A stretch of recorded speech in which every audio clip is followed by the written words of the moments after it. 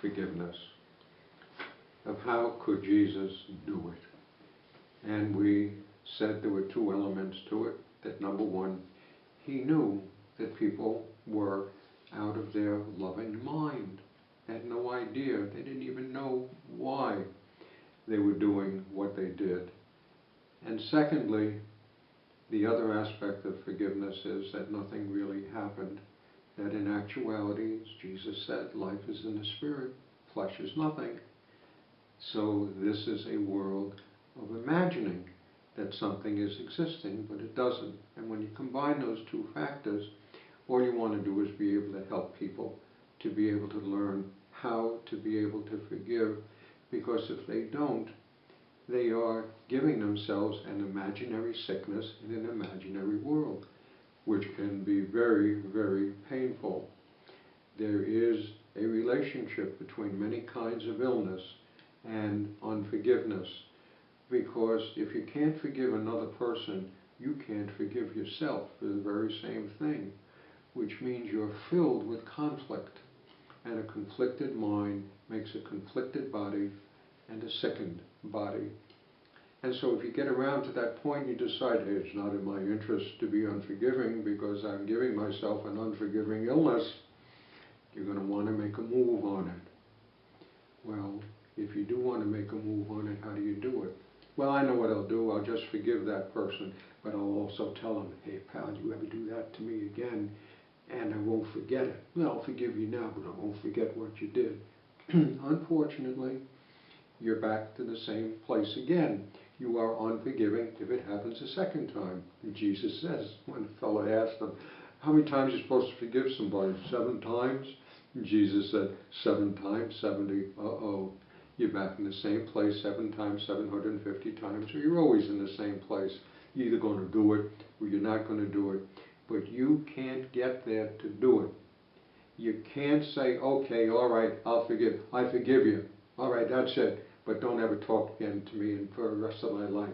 You can't do it. The human can't do it, because the human feels hurt and feels attacked, feels that someone's after him that's going to do the same dirt to them that they're doing to the other guy by not forgiving them, attacking them, thinking low of them. And so you'll think the same guy thinks that way of you.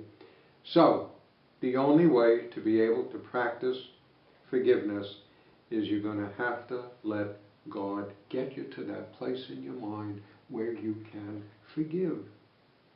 And it ain't not know-how, nowhere, the human mind. You're going to have to ask God to be able to deliver forgiveness to you. And you only forgive when you say, Lord, let's say it's about yourself, Lord, let me see myself as you see me. If you've done something, you're feeling lousy about it, Lord, let me see this as you see it. And you do get to see it as God sees it. And you see that you were a lost person and you were making something real that is unreal, because in the kingdom of heaven, which is your only real home since you're a spirit being, there is nothing of that nature that's real. Secondly, maybe it's another person that you're unforgiving for. They've hurt you. Oh, you said you'd love me, and now you don't love me, and you don't want anything to do with me, and you're showing me the door. How do you get forgiveness in that area? It's the same thing. Lord, let me see them as you see them, and let me react with them as you would. I had to learn this myself, because I was just as human as anybody else, and it particularly shows the closer your relationship is with somebody in this world, the more unforgiving you can be. And I had to learn unforgiveness with my wife. And if my wife decided to disagree with me, I couldn't take it. I felt threatened by that kind of an issue. And so I would press the person on it and hold resentment about that they believed about me the way they believed and not the way I want them to believe. And the only way I ever could get around to handling this was that when we got into an argument, I turned to God and said, Lord, let me see my wife now as you want me to see her. And let me handle this moment the way you want me to handle it. And all the feelings of fear and distrust floated away. And if it didn't the first time, it would float the second or the third or the fourth time, because I would repray it. Lord, I only want to see her as you want me to see her. That's all I want. I don't want me seeing her. I want you as me seeing her. And it died down. And now I saw this as the two of us are just lost with each other. That's all that it is. And I could quiet down and let my wife be whatever she was and let her have it, because it wasn't necessary. I didn't feel threatened anymore, because I was now into a self, the forgiving self, which feels complete. I don't need anybody else to love me.